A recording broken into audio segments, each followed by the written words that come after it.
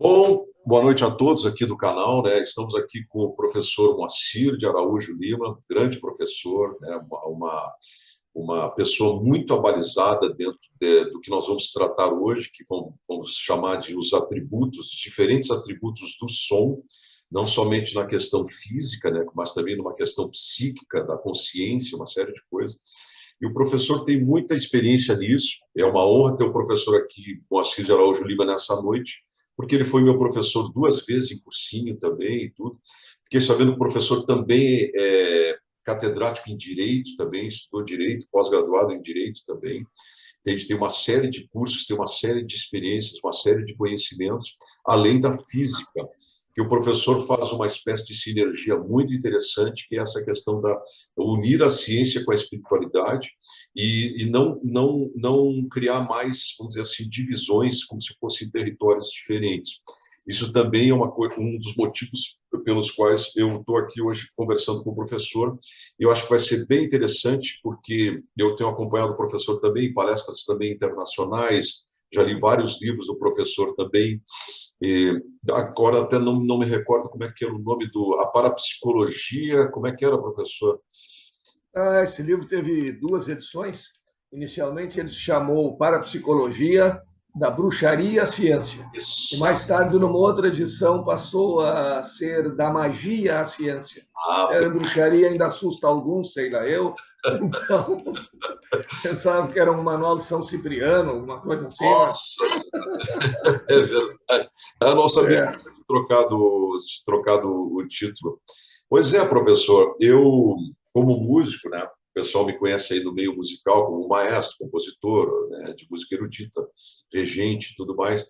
Eu me interesso pela essa questão da influência do som já faz um tempo, faz alguns anos, e já tem uma literatura vasta sobre isso. Tem alguns pontos assim, às vezes tem que peneirar algumas coisas, tem algumas coisas excessivamente místicas que às vezes não vale muito a pena entrar num terreno excessivamente místico, né, professor?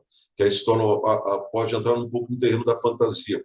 Mas tem uma literatura muito vasta aí, e eu acho que eu vou, na minha parte, na minha carreira, eu vou começar, inclusive, a aplicar essas coisas de uma maneira mais contundente, não somente como músico de academia, o músico que estudou em conservatório, essa coisa toda, tem de mais trabalhar, digamos, com som sobre um outro viés. Eu acho que vai ser bem interessante. É isso, professor. Eu estou Sim. muito honrado aqui, viu? Muito satisfeito com a sua presença aqui. E é muito interessante essa ideia, até porque hoje é bem difícil de nós estabelecermos quando começa o exagero no misticismo. E se é que há exagero no misticismo, porque são formas pelas quais as pessoas percebem, enxergam a vida de uma maneira ou de outra. A ciência, antigamente, no tempo do domínio do mecanicismo, recusava qualquer interferência do tipo mística, espiritual ou coisas do gênero. Hoje está subvertido o próprio conceito de realidade. Há um teorema muito interessante no campo da física quântica, em que se estabelece quais são as condições para que alguma coisa seja considerada real, naquela acepção mecanicista, materialista do real. Muito bem, a realidade exige de cada objeto que pertence ao seu reino, ou seja, de cada objeto real, duas características. Primeira, localidade, segunda, objetividade pura. Localidade. Um objeto não pode agir sobre outro, a não ser tocando-o ou mandando um sinal que esse outro possa decodificar de alguma maneira. Perfeito. Os fenômenos chamados não locais provaram que já não é mais assim. Uhum. Nos fenômenos de não localidade, quando há uma alteração numa partícula, a sua gêmea, no mesmo instante, muda de situação. Quando se diz no mesmo instante, quer dizer que nenhuma mensagem mandada pela primeira teria tempo de chegar até a segunda quando ela mudou, nem na velocidade da luz, porque as experiências são feitas com fótons gêmeos. Eles se afastam um do outro na velocidade de 300 mil quilômetros por segundo. E a da luz. Exatamente. Um deles sofre uma alteração, o outro se altera no mesmo instante. Aí, os ainda apegados àquela teoria antiga da localidade dizem, bom, mas quando esse se alterou, ele mandou uma mensagem para o outro. Só que essa mensagem não chega nunca. Por que não chega nunca? Porque eles estão se afastando a 300 mil quilômetros por segundo cada um. Então, nós podemos imaginar de uma maneira muito simples. Dois automóveis se afastando um do outro a 30 quilômetros por hora. Um vai para a nossa direita, a 30 quilômetros por hora, e outro para a nossa esquerda, a 30 quilômetros por hora. Aí um desses manda uma mensagem para o outro. Só que essa mensagem viaja a 30 quilômetros por hora. Logo, não alcança nunca. Está indo atrás do outro na mesma velocidade dele. Com as partículas gêmeas é isso. Quando uma partícula gêmea sofre uma alteração, por exemplo, no seu plano de vibração, se ela mandar uma mensagem para outra, o mais rápido que pode andar uma mensagem eletromagnética na natureza é a mesma com que as partículas estão se afastando. Então, mandar uma mensagem que percorre 300 mil quilômetros por segundo atrás de uma partícula que está a 300 mil quilômetros por segundo, não chega a nada. Não chega nunca. Isso foi tão fantástico na física que Einstein, ao início, não aceitou e chamou o efeito fantasmagórico à distância. Ah, sim. Depois ele aceitou. Agora, hoje é uma dúvida na física, que Einstein queria pesquisar e que o Manifesto de Copenhague não quis pesquisar, que é o seguinte, sabemos, todos os físicos sabem hoje, que existe o fenômeno das ações à distância e que quando acontece algo com uma partícula, a outra sofre alteração no mesmo instante. Perfeito. Só não sabemos o que se propaga de uma para outra e como se propaga com essa velocidade que seria superior à velocidade da luz. E que Bohr, que sempre discutia com Einstein, preferiu chamar propriedades ocultas. Então ficou muito cômodo. Se propaga de uma para outra algo que se chama propriedade oculta e é instantânea. Só que essa comodidade trouxe a derrocada de um dos princípios da física tradicional. Esse fenômeno se chama hoje fenômeno de não localidade. Então, para uma partícula ser real, tem que sofrer o fenômeno da localidade, tem que ser local. Isso já não acontece mais. Perfeito. E 2, objetividade pura, quer dizer, as partículas existem independentemente do nosso conhecimento sobre elas. Num primeiro momento, os estudos quânticos descobriram que a consciência do observador influencia na partícula. Também não sabem dizer o que é consciência. E, por puro preconceito, alguns dizem, não aceitamos explicações do tipo mística ou espiritual, mas não sabemos o que é, sabemos que existe. Quem sabe, depois de alguns anos, nós chegaremos a descobrir. Então, a consciência do observador influi no comportamento da partícula. Mas, certas partículas só existem a partir do momento em que são observadas. Então, não existe objetividade pura. A observação cria não só o comportamento, como em algumas ocasiões, a própria partícula. O que leva os físicos a dizerem a expectativa do fato cria o fato. E que tem lições muito importantes para nós. Se a expectativa do fato cria o fato lá no mundo subatômico, no nosso mundo isso será muito mais forte, isso será muito mais efetivo. Qual é a expectativa que temos em relação ao nosso próximo, aos nossos alunos, aos nossos irmãos, aos nossos amigos? É uma perspectiva negativa? É uma visão do homem lobo do homem? De Hobbes, de Freud? A expectativa desse fato vai criar esse fato. E nós iremos perceber somente esse tipo de atitude. Outro tipo de atitude, outra expectativa, se não cria o fato, cria uma ambiência de maior probabilidade para que esse fato aconteça. Perfeito. E aí é uma pergunta que os materialistas não vão responder nunca. Sim. Certas partículas só existem a partir do momento em que são observadas. Agora vamos voltar lá, início do universo, a teoria mais aceita, a teoria do Big Bang. Microsegundos após a ocorrência do Big Bang, algumas partículas começaram a existir. Quem as estava observando, uma vez que sua existência depende da observação? É verdade. E às vezes se diz assim, mas o observador pode ser uma outra partícula assim, mas houve um momento em que nenhuma existia, o momento da singularidade. Então há todos esses mistérios a desafiar, um novo conceito de realidade, e pouco a pouco os cientistas vão perdendo o medo, o preconceito de falar. Coisas da espiritualidade, até os ateus de plantão já estão falando. Os certo. nossos famosos filósofos de televisão, a maioria não tem diploma de filosofia, mas se intitulam como tal, já no início da pandemia faziam aquelas previsões, como será o mundo pós-pandêmico. Provisões absolutamente pífias, completamente fracassadas, mas eles faziam, com pompa e circunstância. E começam a falar na espiritualidade humana, embora não admitam o espírito, num outro sentido. Mas, pelo menos, de alguma forma, estamos chegando lá. E a descrição hoje do mundo quântico, se nós descrevermos em termos da linguagem comum, parecerá muito mais uma descrição de algo mágico do que algo que nós chamávamos antes real. Sim, Imagina falar para um físico antigo, antigo que eu digo pode ser há 100 anos, falasse para um físico que o pensamento, a consciência do observador influi no comportamento dos elétrons. Se nós tivéssemos algum diploma ao dizer isso, eles tentariam caçá-lo. Como na descoberta de antielétron, da antimatéria, até tentaram. Mas mudou, então nós estamos diante de um novo conceito da realidade e cabe buscar, experimentar, não ter medo de novos temas, de novos horizontes, perfeito. para não vivermos aquela situação que nós lembramos bem, na época das grandes navegações, os oceanógrafos conheciam apenas uma parte dos oceanos. Havia uma grande parte, aliás, a maior parte, desconhecida. E o que eles faziam?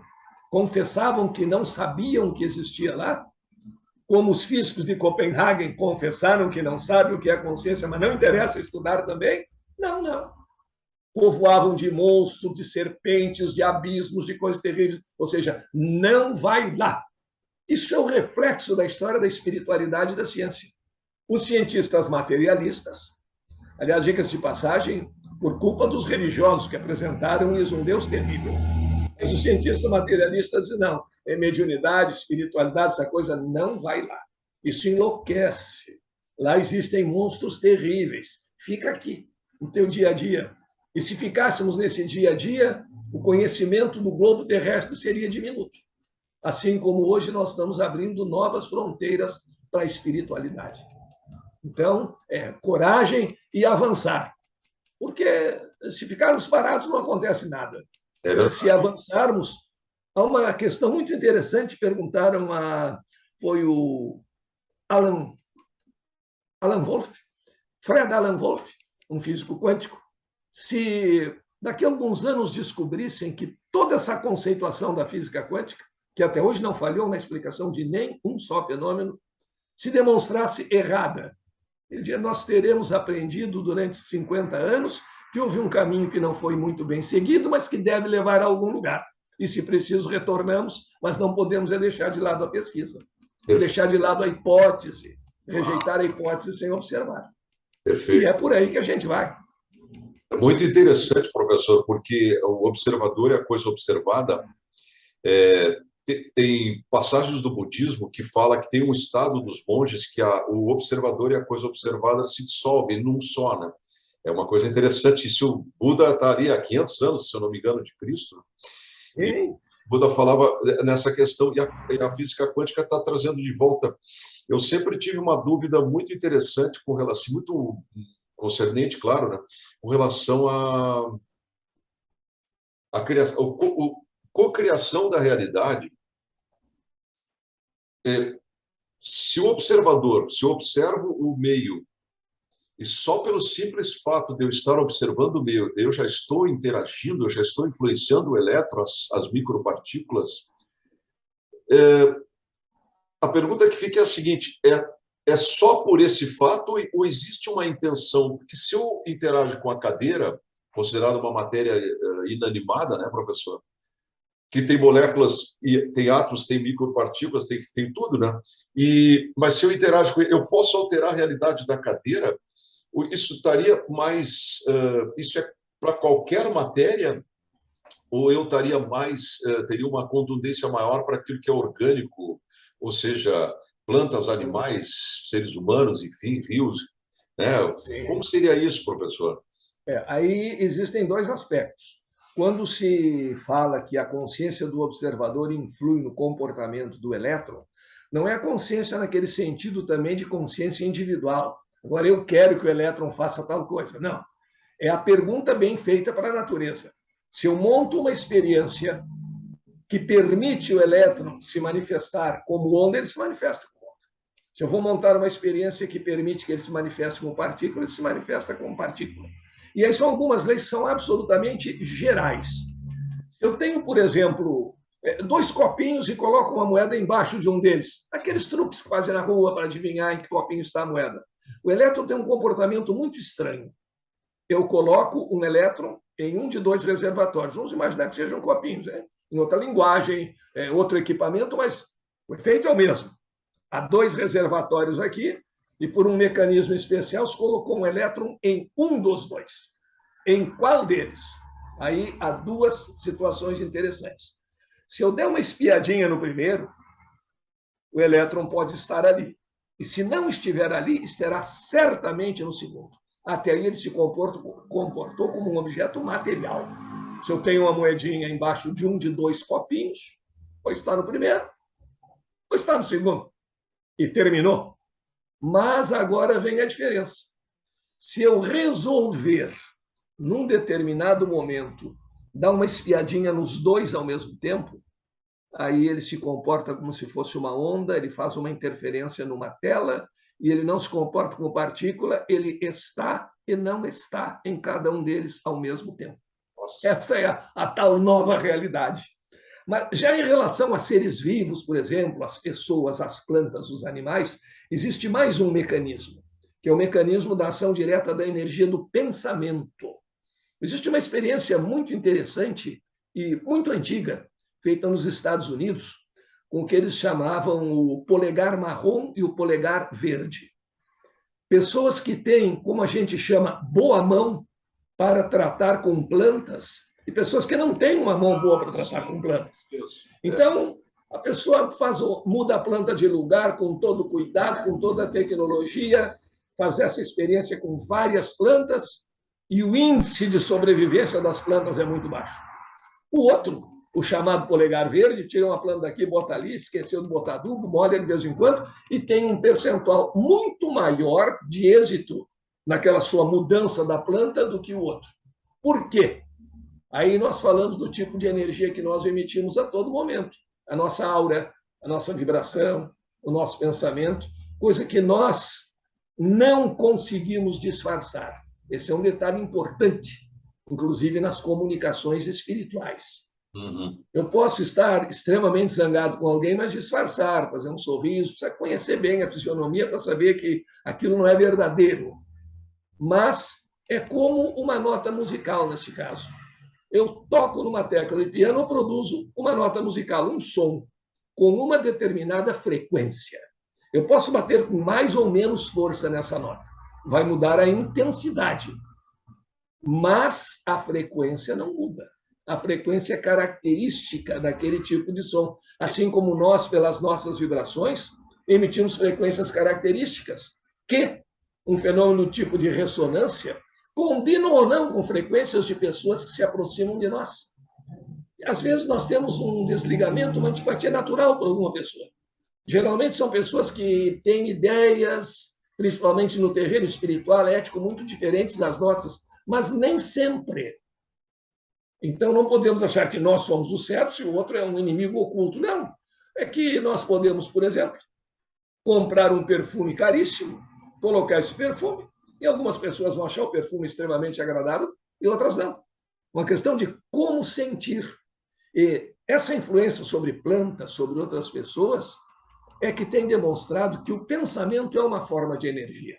Então, não é só aquele problema de lá modificar o comportamento lá no mundo subatômico. Não, é uma forma de energia. E energia não se cria nem se destrói. E nós, em determinados momentos, estamos mais ou menos receptivos a um determinado tipo de energia, que é o mecanismo das sintonias. Exatamente. E assim, com o nosso pensamento, com o nosso tipo de vibração, de bem-querer à vida, aos animais, às plantas, nós transmitimos algo nesse sentido. Foi feita uma experiência também na Itália há algum tempo com os chamados curadores. Pessoas, porque na Europa há muito estudo prático da espiritualidade, mas sem o nome.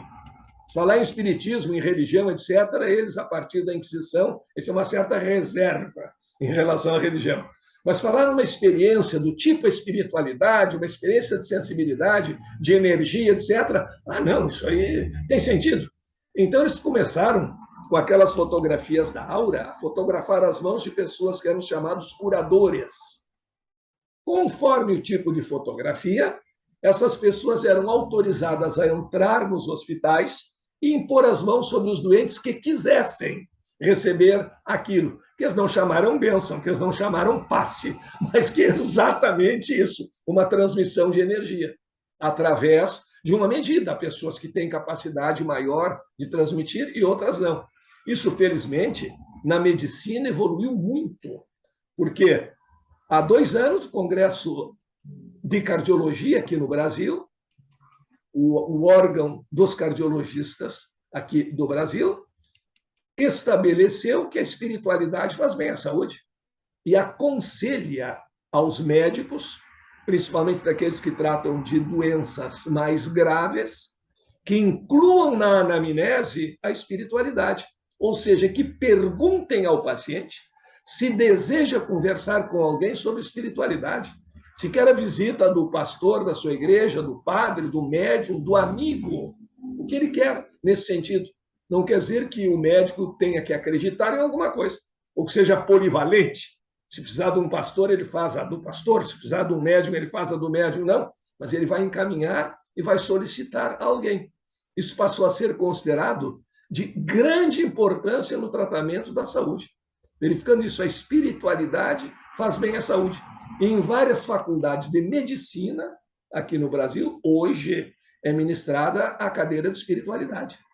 E o pioneiro deste assunto aqui no Rio Grande do Sul, o doutor Fernando Luquezzi, que fez uma grande reunião, da qual eu participei também, fui convidado a falar, aqui no Teatro do Iguatemi, lotado, com o mesmo número de pessoas do lado de fora também assistindo, estava curiosidade sobre o tema. Ele começou de uma maneira bem interessante. Ele começou apresentando um cartaz: ciência e espiritualidade, ou saúde e espiritualidade, uma união possível? Interrogação. Depois foram 3 ou 4 oradores que se manifestaram, inclusive o Dr. Henning, que é da Duke University, que tem o maior número de publicações acadêmicas sobre espiritualidade e saúde.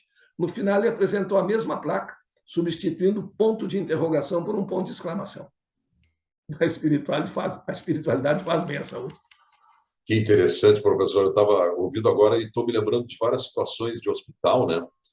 Porque o professor aqui está dando, depois eu vou editar isso aqui, está dando aqui nós temos 10 minutos aqui, né?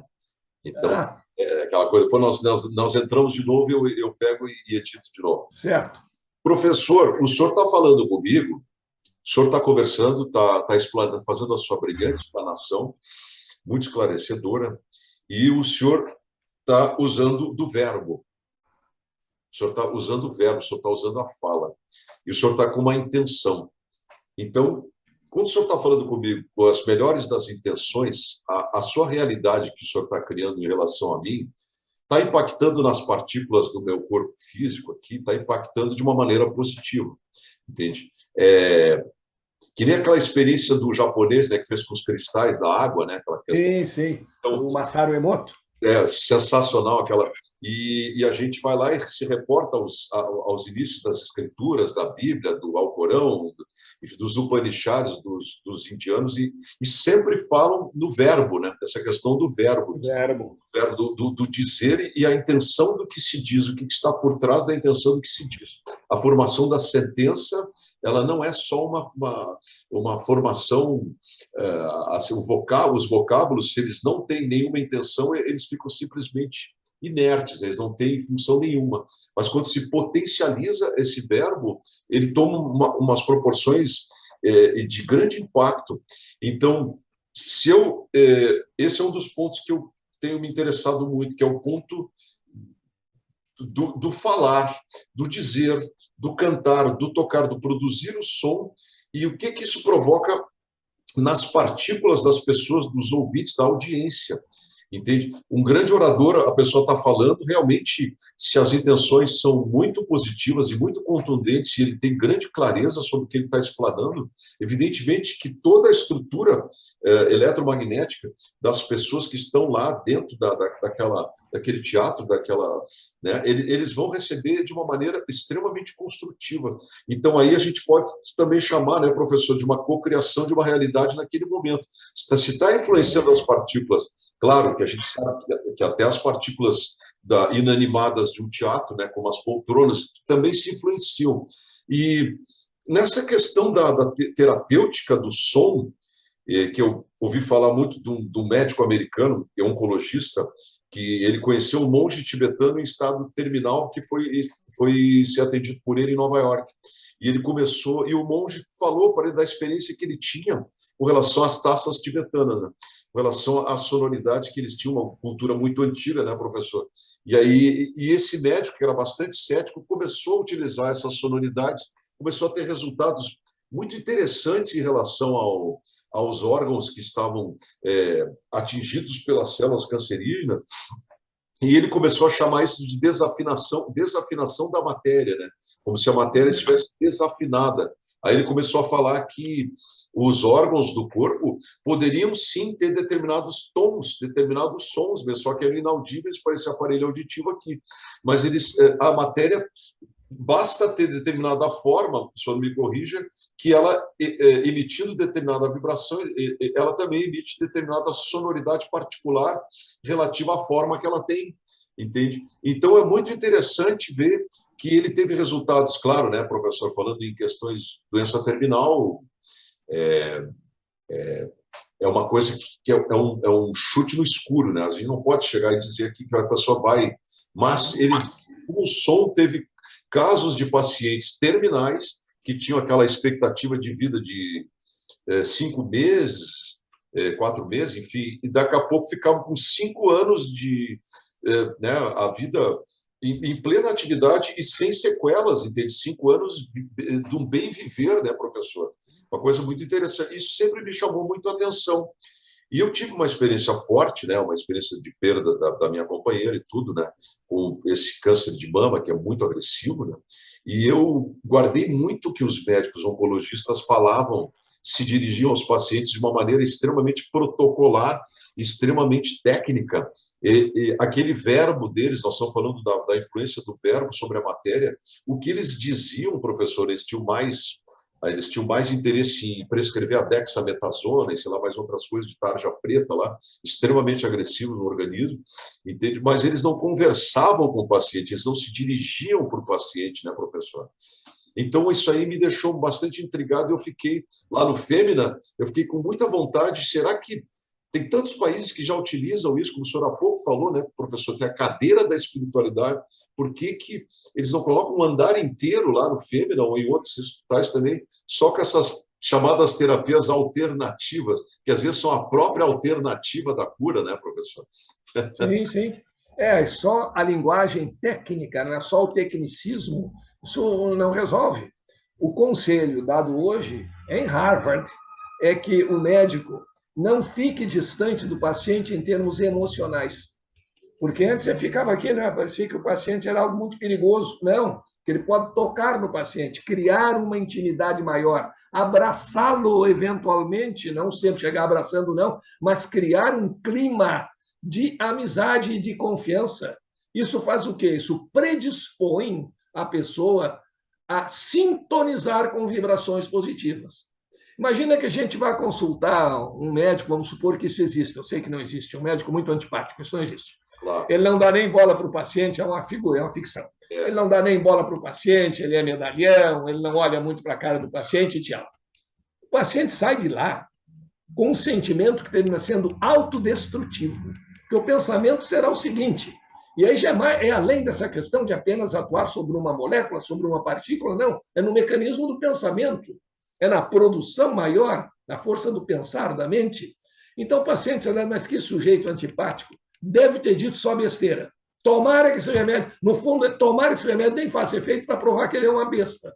Criamos esse tipo de clima muitas vezes, o que não é bom. A expectativa do fato cria o fato. Puxa, como eu fui bem atendido. Que cara simpático, ele deve conhecer bem as coisas. Ele parece até que já me conhecia do jeito que me tratou. Isso predispõe. Nada é mágico, nada é 100%. Vivemos num mundo de probabilidades, mas predispõe a uma melhor aceitação e a fazer a mente acreditar no medicamento e mandar às células o comando, isso te faz bem, ao invés de mandar o comando, isso não vai adiantar nada, que é o caso da diferença já testada entre pessoas que têm alguma vivência da espiritualidade e as que não têm nenhuma. O número de doenças fatais, número de problemas cardiovasculares nas pessoas que não têm nenhuma espiritualidade, não quer dizer religião, mas que não têm aquela bondade interna, aquela vontade de ajudar o próximo com ou sem religião, essas têm uma probabilidade muito pior em relação à recuperação, à recidiva, a tudo isso. E quando falávamos naquele mestre oriental, no estudo dos chakras, que são os nossos centros energéticos, cada um tem uma cor própria, tem uma vibração própria, em termos de cores, vibração eletromagnética, e evidentemente era um som próprio. Audível ou não, dependendo da frequência de cada um deles, mas terão um som próprio.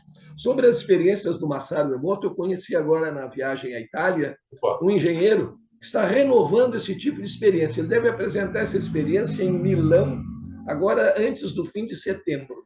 É a mesma experiência do Masaru Emoto, só que não é mais congelar cristais e formar figuras bonitas ou distorcidas. É escrever a palavra e colocar um registro eletromagnético. E se formam ondas eletromagnéticas diferentes para palavras como ódio, amor, independentemente da linguagem que estão escritas.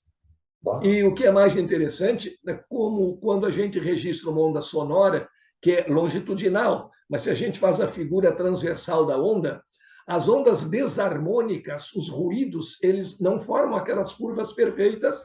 É verdade. O nosso organismo caracterizaria o padrão de homeostase. É um tipo de onda toda quebrada. Seria bom mostrar isso para os que confundem ruído com som. Então, as boas palavras formam o tipo de representação de ondas harmônicas e as palavras negativas, ondas distorcidas. Então, o sentido que nós damos quando falamos. E essa questão do teatro, do orador, isso já vai mais diretamente à nossa aura, à nossa mente, ao nosso pensamento, além de influências eventuais sobre pequenas partículas. E aí há o grande segredo. Nós podemos disfarçar muita coisa, mas nós não conseguimos disfarçar se acreditamos ou não na nossa ideia. Professor, então, a questão das frequências, nós estamos falando sobre a questão do pensamento, da influência do pensamento sobre tudo, sobre a matéria, sobre o ser humano, existe baseado na intenção.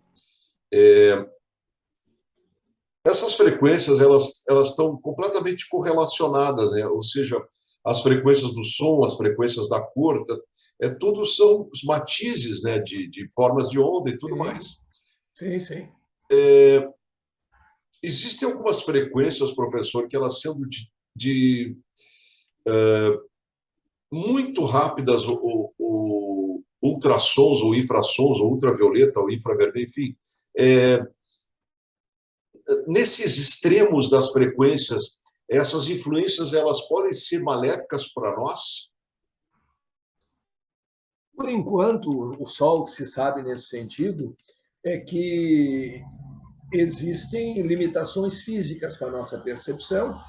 E, no caso das radiações eletromagnéticas, as de alta frequência, por serem fótons de muita energia, são prejudiciais quando em excesso, os usados dos raios-x, raios gama, raios cósmicos, etc.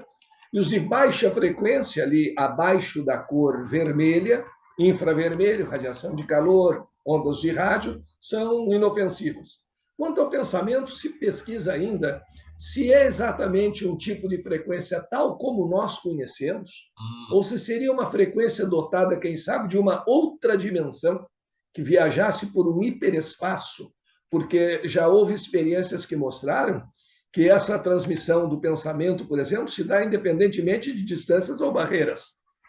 Assim, se eu comparasse com frequência eletromagnética, deveria ser muito alta.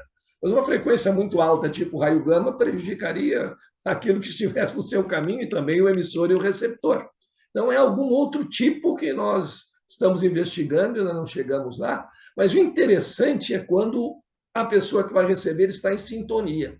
Então, se nós comparamos, por exemplo, nós podemos estar dizendo alguma coisa, como falamos, e acreditar ou não naquilo que estamos dizendo. Mas a pessoa que ouve até inconscientemente é capaz de perceber isso. Como a história de São Paulo que estamos contando, se não há o amor naquela pregação, usando o termo da época, aquela pregação espiritual, não há o amor, não produz efeito. E hoje nós podemos ver que há algo além disso até. Os efeitos do amor são extraordinários, mas para que a pessoa convença alguém, é preciso que ela acredite naquilo que ela está dizendo. Claro. Senão, não adianta. E aí nós comparamos os chamados grandes líderes carismáticos, alguns grandes oradores, outros não, e nós comparamos um Hitler com um Gandhi, absolutamente opostos. Mas o que havia de comum nos dois? Porque os dois tinham um enorme carisma, para o bem ou para o mal, mas tinha. O que havia de semelhante nos dois é que Hitler acreditava no que dizia. É verdade. No seu delírio de domínio da humanidade, na sua maldade interior, que há pessoas más, ele acreditava naquilo tudo. E Gandhi acreditava na sua bondade, como Jesus acreditava na sua ideia. E quando acreditamos na nossa ideia, é algo mais indefinido que aparece, que acompanha a transmissão e que provoca os receptores a se tornarem mais ativos, a sintonizarem de um modo melhor, sem dúvida alguma. E as pessoas também sentem, o aluno sente se nós temos uma boa expectativa em relação a ele ou não. Isso já foi feito, inclusive, com diferentes experimentos e mostrando que as pessoas são capazes de sentir se elas estão sendo acreditadas ou não acreditadas, se o mestre espera alguma coisa do discípulo ou se não espera nada. E assim vão acontecendo esses registros. E é interessante porque existem 3 coisas no mundo que são universais: a matemática, o som e a luz. É verdade. Independente de nacionalidade, um som harmônico é percebido, a nota musical, por quem conhece, é percebida na mesma frequência. Uma composição, os harmônicos, naquela linguagem da pauta musical, pode ser tocado por um chinês ou por um brasileiro. Uma fórmula matemática é compreendida por quem conheça aquela linguagem universalmente, e assim também a percepção da luz. Também é universal. A frequência do verde é percebida como verde em todo o mundo, independentemente de nacionalidade, salvo erros, defeitos de percepção visual, que não vem ao caso. Estamos falando na média. Então, são as 3 linguagens universais. E é por isso que muitas descobertas científicas, hoje, na física, que é experimental, elas são precedidas pela matemática. Os matemáticos acreditam tanto nas suas fórmulas, quando eles falam, bom, então essa fórmula aqui está dizendo que existe algo de tal tipo que ainda não é conhecido. Tem que existir. E eles vão atrás. Foi assim que Dirac, já na década de 50 do século passado, previu o antielétron. Fórmula para calcular a carga do elétron. Apareceu uma raiz quadrada. Bom, então tem um valor positivo e um negativo. Então existe o antielétron, que em presença do elétron vira energia pura. Só não caçaram o diploma dele porque não puderam. Depois, o antielétron deixou seu rastro numa câmara de Wilson e foi percebido. Aí começou a ideia de desfazer o materialismo. Não é só a matéria, existe também uma antimatéria. Que é isso? É composto de quê? E agora o estudo dessas energias mais sutis, pensamento, etc., e são as fórmulas boas para nos comunicarmos. E hoje há estudos nesse sentido. O caro mestre e maestro conhece até melhor do que eu isso. Músicas que, por exemplo, nos dão uma dose, uma overdose de adrenalina, que nos emocionam, as músicas tribais para preparar determinado tipo de sacrifício, músicas que diminuem a dor, músicas que aguçam a percepção, e algumas coisas de ruídos que, infelizmente, ainda chamam de música, que só ensurdece. Aí não é a qualidade do som e nem é medido em frequência, timbre, é medida em intensidade apenas, né? Em decibéis. Muitos decibéis é uma banda boa. Então, É verdade, é verdade. Essa questão da melodia, tem um livro muito interessante, chama A Melodia. Eu tenho até ele na versão espanhol de um autor alemão que não me ocorre o nome agora. La Melodia, está em espanhol. Esse livro é extraordinário, professor, porque ele fala assim, uma simples organização de sons colocados aleatoriamente numa partitura, eles realmente é que nem a gente falando, né? A gente fala e se a gente junta um monte de vocábulos, né? Junta ali um atrás do outro, junta cola um no outro, de repente não significa coisa alguma. Mas a melodia com essa intenção, essa potencialização do criador, por isso que tem a ver com física quântica, essa cocriação com a criação da realidade, né? A criação da realidade parece que tem que existir de fato algo a mais, né? Então uma melodia que ela que a melodia é considerada uma organização de sons no tempo e no espaço, mas a intenção do compositor ela é colocada ali de tal forma. Tem uma passagem de uma ópera do Mozart que não me lembro qual é não me lembro qual é o título dessa obra, eu não me lembro, mas é uma das grandes óperas do Mozart, que sempre compôs de maneira muito febril. E tem uma passagem, professor, que os cantores não cantam absolutamente nada, e o ouvinte, a audiência, percebe através dos acordes que o personagem está mentindo.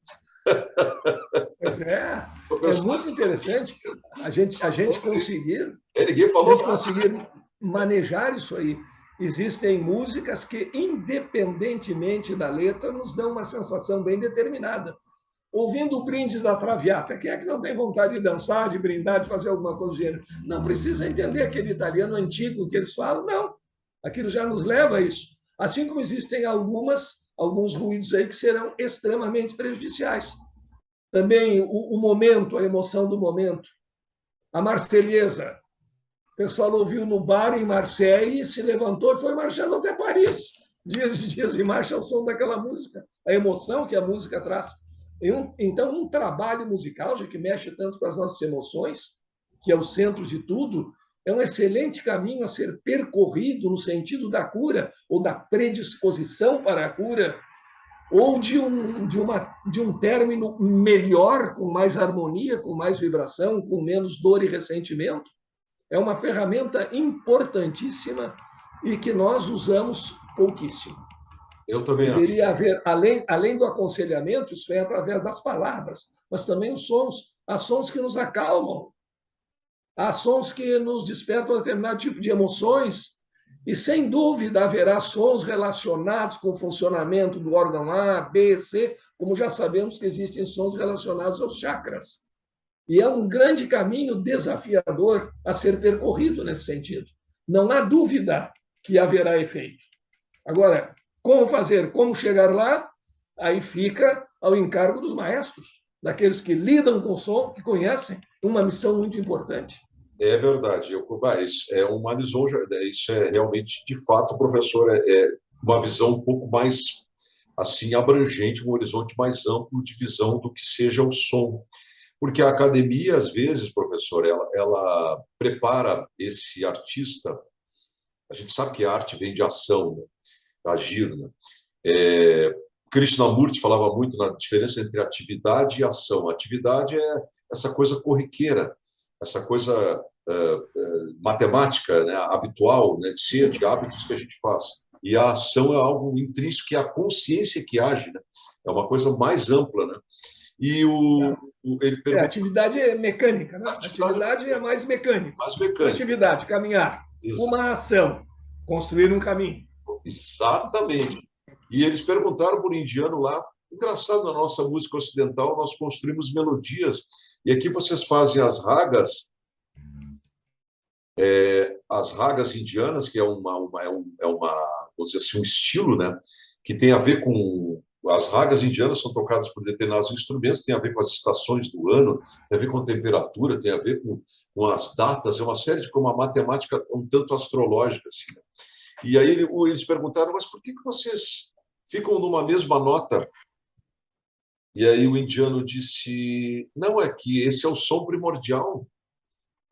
Ah, que eles buscam exatamente o som primordial, a palavra mágica, aquele grito existencial do homem, o Om, aquele. O Om é um grito existencial, e o Om está É, muito relacionado com o Big Bang, né? Tá relacionado com uma coisa primordial que depois gerou todo o resto. Então ele diz: este som aqui é o gerador de todos os bilhares de bilhões de harmônicos do universo. Então, já está é. contido nele, é como se fosse assim, professor. Depois a gente tem estudado trocentas coisas, e fugas, e composições, e contrapontos, e harmonias, e orquestrações. Parece que a gente volta à origem daquele som Ah, primordial, que nem esse som da nota dó, né, professor? A gente toca ela no piano e ela tem toda uma série harmônica para ser o dó, né? Para que claro. soe o dó, tem toda em ressonância, por simpatia, soa dó. E a gente vai para o ré, já é uma a disposição dos harmônicos, que são sons que a gente não escuta, mas eles estão ali, né? E eles é Então, que ali, dão a exato. característica da nota ré. Então a gente É fica como, pensando que não é isso, né? é como o som primordial, como o momento primordial da criação, instante de singularidade, o Big Bang. Tudo veio dali. Estava reduzido num tamanho inferior ao tamanho de um átomo, algo invisível. Não se entende como, é um dos mistérios da ciência. E de lá saiu mesa, cadeira, nossos computadores, nossos corpos, etc. Tudo a partir dali. Então se busca também um som primordial, que faz esse exato sentido, de onde tudo veio. Embora não se possa enxergar o Big Bang, eu não vejo lá de onde tudo veio. Assim como eu não enxergo, não vejo aqui ao tocar o piano, eu não percebo o som primordial, mas ele existe. E aí os radiostelescópios aí estão, eles captam essas frequências do universo, né? São que o pessoal e parece que é engraçado, né? Porque o vácuo acaba ficando em segundo plano, né? Porque É, é. E pegaram as frequências eletromagnéticas do Big Bang, aquela radiação de fundo que eles captaram e pensavam que era algum ruído, algum defeito na própria antena do telescópio. não sabia. É quando Penzias e Wilson que descobriram os ecos do Big Bang, quando se comprovou mesmo o Big Bang, foi ali. Eles estavam estudando as fronteiras da Via Láctea e captaram uma estranha radiação de fundo e não sabiam o que era. Era a época da Guerra Fria, que infelizmente parece estar até voltando. Era a época da Guerra Fria e pensaram que, quem sabe, seria alguma experiência nuclear na então União Soviética, grande paixão do Putin. Mas não era. Aí pediram para a vizinhança desligar rádios e tal, podemos a experiência, e o ruído continuava. Suspeitaram até de um casal de pombos que frequentavam a antena. Podia ser o excremento do pombo. Nunca o pombo achou que o seu excremento fosse considerado tão importante. E chamaram aquilo de estranho dielétrico branco. Olha, Se puseram a caçar os pombos, levaram para um jovem que cuida de aves encontradas, machucadas ou coisas do gênero, e o ruído continuava, até que se deram conta que estavam captando os ecos da grande explosão inicial. E nossa, aí, para se ver como pensa o cientista, diferente de muita gente, nem todo cientista pensa cientificamente. Ah, isso não pode ser, está desprezado, não. Hipótese é hipótese. Para descartar a hipótese, eu tenho que examiná-la. Pode perfeito. ser causado pelo excremento do pombo? Pode. Como é que eu vou ficar sabendo? Eliminando esse elemento. Elimina essa possibilidade. Continuou o ruído? Não era. E isso é pensar cientificamente, é não rejeitar hipóteses. Que interessante. É verdade que o primeiro experimento científico, professor, se deve a Pitágoras com a questão do monocórdio, considerado o primeiro. Isso aí há divergências históricas, seria ou não, se haveria a intenção mesmo do experimento científico, mas há muitos experimentos. Hoje, quando é que muitas vezes não se mostra o interesse pelo assunto. Por exemplo, aí vai estudar trigonometria. Os alunos começam a perguntar por que eu vou estudar isso? Mas se contasse uma historiazinha lá do Euclides, põe uma estaca aqui, vê a sombra do Sol, põe no outro lugar, a sombra mudou, mede ângulo, e com isso, sem nenhum instrumento, calcula a distância da Terra ao Sol. Aí é uma manifestação de inteligência. Aí as pessoas começam a se interessar, mas como? Porque hoje não precisa nada disso, mas já precisou. E lá antes de Cristo se descobriu observando a sombra do Sol. Daí o Einstein ter dito que o fundamental no cientista é se admirar das coisas. Perguntar por quê, como é, o que está acontecendo, que é igual à criança. Ele tem uma passagem muito interessante. Ele teve dificuldade de falar, e Sim. os pais até pensavam que tinha algum problema mental, e levaram a psicólogo, tudo, mas não, mas esse retardo na fala vai voltar normalmente. E uma ocasião, quando perguntaram, ele já adulto, como é que ele tinha percebido coisas no universo que outros cientistas não haviam percebido? Qual era o segredo de perceber essas coisas todas? Disse, olha, talvez seja porque eu tive, durante um bom tempo, muita dificuldade para falar. E como eu tinha dificuldade para falar, precisava pensar bastante antes de falar. Talvez seja por aí. Pensar nas coisas antes de fazer afirmações. É. Professora, a realidade ela pode ser. A realidade, afinal, ela é aleatória, matemática ou ela é criativa? A realidade é parte de tudo. Hoje nós não temos um conceito preciso do que é a realidade. Uhum. Não é só aquilo que nós observamos, não são só as coisas observáveis cientificamente, e apresenta também essa possibilidade de dualismo, porque há até um teorema, uma equação, para mostrar que se aquela equação fosse contrariada, não estaríamos dentro da realidade. E os fenômenos de polarização de partículas gêmeas contrariaram aquela equação. Logo, se eu parto do conceito de realidade da física newtoniana, do mecanicismo, está completamente derrogado esse conceito. Existe parte de sensibilidade. A nossa realidade hoje é algo indefinível. Nós podemos conhecer partes da realidade. A parte material, a parte eletromagnética, não posso conhecer. Mas a realidade como um todo é uma incógnita. Ainda bem que tem muita coisa para descobrir. Então, Não dá para ficar parado? o universo é uma situação imprevisível? Sim. É imprevisível, né? É. Coisas descobertas recentemente, os buracos negros, por exemplo, equacionados lá pelo Stephen Hawking, tudo isso não era concebível antes. Então, eu posso pensar que daqui a alguns anos haverá coisas que eu não consigo conceber hoje, mas existem e a pesquisa continua. É fascinante, é fascinante. Essa questão dos chakras, que é uma coisa que o pessoal já parece que está um pouco mais atento, que é uma ciência mesmo, né? Não deixa de ser. Sim. E dizem que não são só 7 chakras, né? São bem mais, né?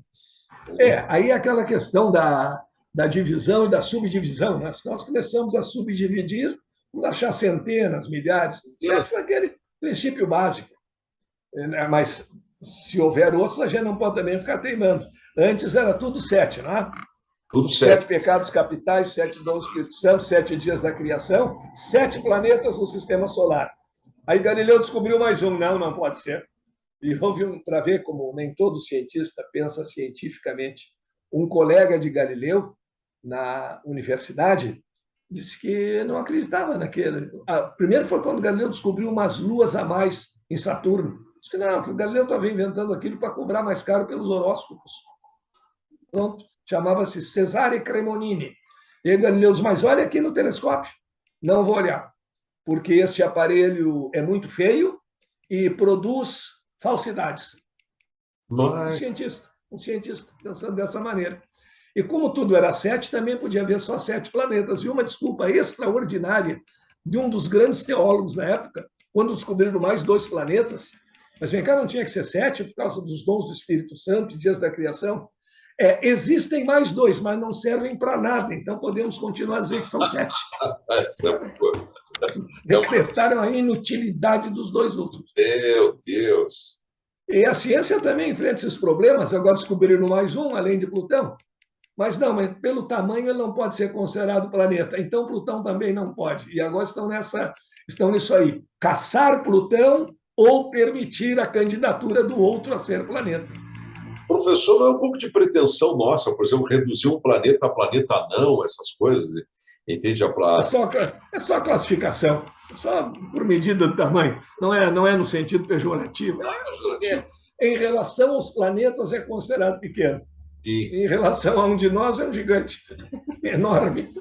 Mas é consideração. Esses sóis que nós temos aqui, afinal, são os sóis que nós temos aqui na nossa galáxia, eles são 200 bilhões ou 400 bilhões? Ele tem número, varia, né? Eu acho que não dá muito, não está preciso ainda, né?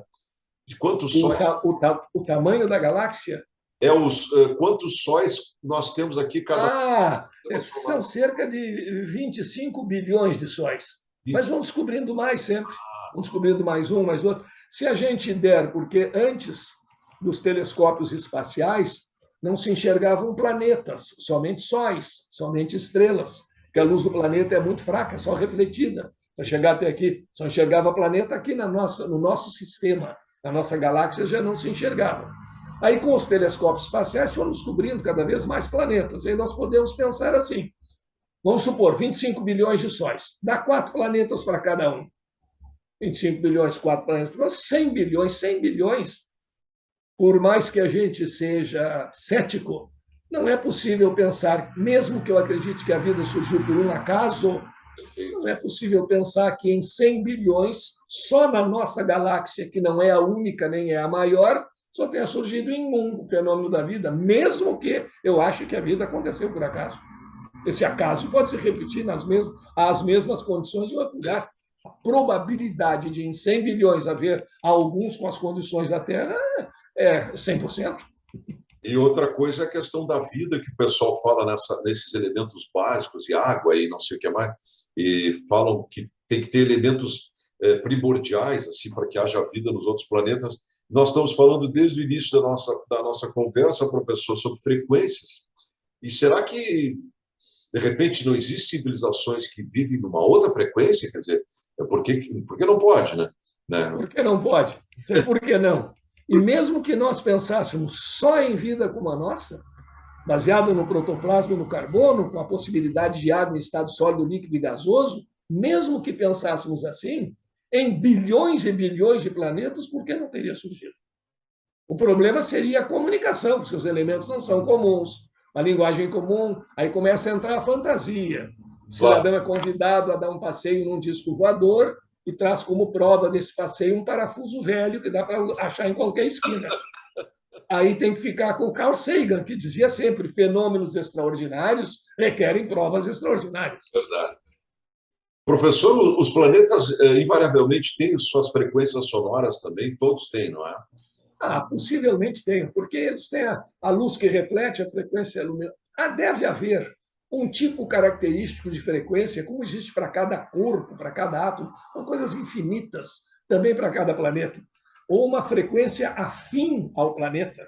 Assim como existem, por exemplo, frequências que são afins à nossa produção de adrenalina, nos estimulam, nos excitam. Bom, não deve existir frequências afins à vibração característica de um planeta ou de outro, porque todos terão a sua vibração característica. Isso é inegável. Essa questão das partículas também é outra coisa que me fascina muito. Porque a gente, quando estava lá no ensino fundamental, no médio, né, a gente ficava ali no núcleo, né, os elétrons, prótons e nêutrons, e depois os fótons. Os fótons vieram depois, né, professora? São os elétrons em alta velocidade, são as chamadas partículas de luz. Perfeito. Vieram a partir da teoria quântica. E Einstein, que é muito esquecido por eles, não sei porquê, que foi um dos pioneiros, a teoria da luz de Einstein. E quando Einstein explica o efeito fotoelétrico, é a teoria quântica em execução. O efeito fotoelétrico só é explicado falando em partículas de luz. Perfeito. Quanta de luz, os quanta de luz, que o quantum é a unidade fundamental. Então, a partir daí, nós temos, com a explicação física do efeito fotoelétrico, o prêmio Nobel dado a Einstein. É interessante que o prêmio Nobel ele tem um histórico que é curioso. O Nobel era apaixonado por uma menina e um famoso matemático do seu tempo também era apaixonado pela mesma menina. Acho que o matemático calculou melhor as coordenadas e ganhou a menina. Então, é uma espécie de lenda na ciência, mas não é uma lenda desprezível, é possível que seja verdadeira. Veja que quando o Nobel instituiu o prêmio, ele eliminou os matemáticos. Sem dizer que estava eliminando o matemático. Qual é o prêmio Nobel? Trabalhos pela paz, literatura, e trabalhos científicos que tenham comprovação experimental. Pode ser física, química, pode ser biologia. Matemática não trabalha com elementos materiais para ter comprovação experimental. Nenhum de nós jamais viu um número. Os elementos da matemática são ideais, não são físicos. Então, com isso, a comprovação experimental ele eliminou. A matemática, nós podemos, não tem prêmio Nobel de matemática. Por quê? Ninguém estuda matemática, não há gênios da matemática. Por isso. Essa lenda que seria uma vingança amorosa do Nobel. Aqui ia virar música sertaneja essa história, né? É típico. Dor de cotovelo. Dor de cotovelo e de mau gosto. Sabe que uma vez o Bach, ele costumava dizer que a música, para ele, tinha uma finalidade superior, né? Para o Bach, para ele, era uma questão de conexão com a criação. Não era uma coisa assim extemporânea, né? Tudo que o Bach fazia tinha uma característica. E na história da música, ela inicia ali com o canto gregoriano ali, né? 1000 anos depois de Cristo ali, né? Onde a primeira escola de música foi a primeira escola de música na Europa, professor, foi Notre Dame, dentro da catedral. E a igreja tomava todas as ações, teocêntrica e toda aquela coisa toda. Mas o canto gregoriano, ele depois, todos os períodos subsequentes que vieram, o ser humano sempre tinha algo que uma suposição de que sempre tudo que eles faziam estava em conexão com a criação, com o universo. E, por consequência, os valores eram diferentes. Então, desde o canto gregoriano da Idade Média, a Renascença, o Barroco, o classicismo também, apesar das obras, professor, não tem assim, uma conotação direta religiosa daquele trio extraordinário chamado Haydn, Mozart e Beethoven, né? É o trio clássico por excelência, da música clássica por excelência, período clássico. Então, eles saem do período clássico, entram no romantismo e eles continuam com essa necessidade de revelar aquilo que está oculto, entende? Que a gente chama de religião, outros chamam disso, de espiritualidade. Então, mas quando começou a entrar, depois do Debussy, ali, do impressionismo francês, as coisas começaram a entrar numa espécie que acho que tem muito a ver com a própria história da civilização, né? Entrou numa coisa muito matemática, muito racionalista, entende? E foi se perdendo paulatinamente, ficou um período muito grande, de uns bons anos, se perdeu esse vínculo, a ponto dos compositores, dos criadores, fazerem coisas mais mentais, onde a própria emoção era uma coisa assim secundária, como se o ser humano fosse assim uma coisa mecanicista, né? Então, aí, depois de passar essa espécie de crise na criação musical, agora parece que está retornando, e justamente, professor, por causa do contato com a cultura oriental novamente. Aqueles 6.000 anos da China, os outros não sei quantos mil anos da Índia, da Grécia, do Egito, então ele está voltando de novo. Parece que o ser humano está de novo com uma necessidade de expressar realmente algo maior, entende? Apesar de nós estarmos vivendo essas crises de valores muito sérias aí, né? Crise de valores até ideológicos, né? Tem um setor aí que manipula essas coisas, né? Então, eu acho que está voltando, viu, professor? Sim, porque tem um insight inicial, perde o rumo e depois retorna. Aquele movimento, o eterno retorno do Nietzsche, aquele movimento, aquela volta a um estado inicial primitivo. Às vezes aí as pessoas perguntam, esse é um dado muito interessante, o surgimento da primeira escola de música. Quando assim, bom, mas espiritismo, mediunidade, por que levou tanto tempo para contarem? Olha a música aí. Por que levou tanto tempo para fazer uma escola de música? A música não existe? Não existia sempre na alma humana a tendência de alguma manifestação musical? Sim. E às vezes a gente faz isso. Vem o insight, vem aquela ideia mais pura, aí a ideia é perturbada, ela é perdida, e de repente ocorre a volta, quando atingimos um racionalismo, um juízo suficiente. Porque existe essa questão da produção mecânica apenas, né? O quadro que não expressa a alma do pintor, não. vermelho com verde fica bonito ali naquele canto, então isso aqui fica bom. Por que, que a árvore do pintor não é a árvore da natureza? Aí se tiraria a foto da árvore, ficaria muito mais perfeito. É a Claro. maneira de sentir. Há um psicólogo, psiquiatra americano, Roland Mike, que escreveu um livro muito interessante, A Arte de Criar, que vale para música, vale para qualquer... A coragem que se precisa ter para criar. Tem que ser uma invasão do mundo interno do artista no mundo exterior. E desta penetração do mundo interno do artista no mundo exterior surge a fecundação, que é a obra de arte. Exatamente. Tem momentos em que os indianos também voltam, os chineses também voltam à questão do silêncio e da meditação, onde tudo acontece a partir. Parece que o silêncio, professor, da meditação, ela é uma analogia com o Big Bang, é dali onde surge tudo, de um silêncio, entendeu? Uma coisa muito interessante. E a questão da criatividade, me parece assim, outro viés que eu estou me aprofundando muito, que é essa questão de não perder a inventividade, porque nós somos criativos por natureza, nós não podemos matar, nós somos criativos podemos ser criativos até escovando os dentes de uma maneira diferente que eu escovei ontem, entende? Caminhar de outra maneira, entende? Então, a criatividade não é só um privilégio dos artistas, ela é uma coisa que, como ela é inerente, eu acho que muitas das depressões, das doenças psicoemocionais que a gente passa aí na contemporaneidade, eu acho que tem muito a ver com a questão da perda da inventividade. É uma rotina, professor, tão causticante, tão assim, sem sentido, irracional e repetitiva, que essas pessoas acabam, de fato, uma planta sem água, a criatura perde a vida interna dele. Então, acho que deveriam se estimular mais a criatividade em todos os sentidos, né? E o som ele tem, como o senhor falou há pouco, né, tem músicas que levam a determinados estados de espírito, estados de consciência, até estados de supraconsciência, além, né? E são capazes de nos elevar a frequência ou baixar lá embaixo.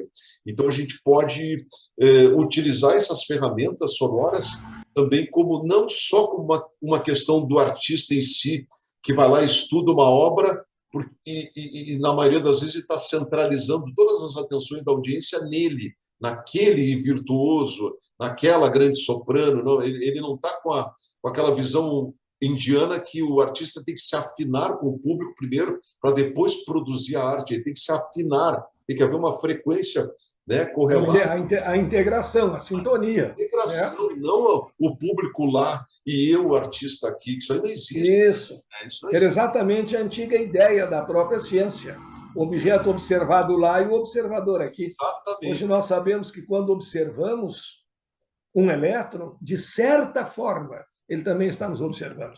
De certa forma. Ou seja, há uma integração. Agora, em relação a pessoas numa manifestação de arte, isso é muito maior, muito mais amplo, muito mais eficiente.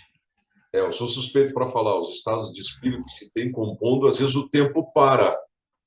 A minha falecida esposa, ela dizia, quando tu estás compondo, o tempo para. Tu estás no agora, não há nem futuro nem passado. É uma forma de meditação, porque o ego se dissolve, ele desaparece. E tem um termo, tem uma frase famosa que diz, né, professor? Não é eu que faço a obra de arte, a obra de arte que me convida a fazê-la, né? É uma coisa. Sim. É uma intersecção de conjuntos, não é uma coisa simplesmente fabricando a outra. É a sensibilidade, o momento, tudo isso. É a linguagem da alma. Da alma. O som será propriamente a linguagem da alma. Um dia nós vamos chegar a entender bem isso. Com certeza, professor. Professor, acho que nós estamos chegando aqui no... O senhor também tem um compromisso daqui a pouco, não vou lhe tirar o seu tempo. Certo. Nem me dei conta também. Falta 10 minutos para o seu compromisso. Professor, um enorme prazer da minha parte aqui, foi uma noite muito boa. Nós conversamos aqui sobre assuntos tão relevantes assim para mim, enchendo, né, o meu espírito ainda mais de conhecimento vindo do senhor. Então, e espero que, quem sabe, né, a gente não tenha outros encontros para dar uma sequência e conversarmos sobre... Sem dúvida. Agora que começamos, podemos ter outros encontros, sem dúvida alguma. Prazer. Será um prazer. Depois me manda pelo WhatsApp também qual é para eu poder divulgar no Facebook, onde as pessoas podem assistir um link. Eu mando o link. Fica gravado, né? E fica gravado, vou colocar no meu canal. E depois faremos outras conversas dessas, porque Eu não sou nenhum expert em música, mas o som é algo que sempre me fascinou. A boa obra musical, a harmonia, isso Ah, é mas coisa muito bonita. fantástico, professor. Para mim é uma honra, vai ser mais uma satisfação, Ah, uma tá alegria. certo. As coisas boas a gente tem que repetir e as ruins evitar. Tá Mas é por aí. É um ato de inteligência para sofrer menos. É isso aí, professor. É, Professor, olha, um grande abraço, muito obrigado por tudo, viu? igualmente. Permanecemos em contato, tá bom? Certo, ficamos em contato. Até Valeu, uma professor. Um próxima. abraço, obrigado. Tchau. Obrigado.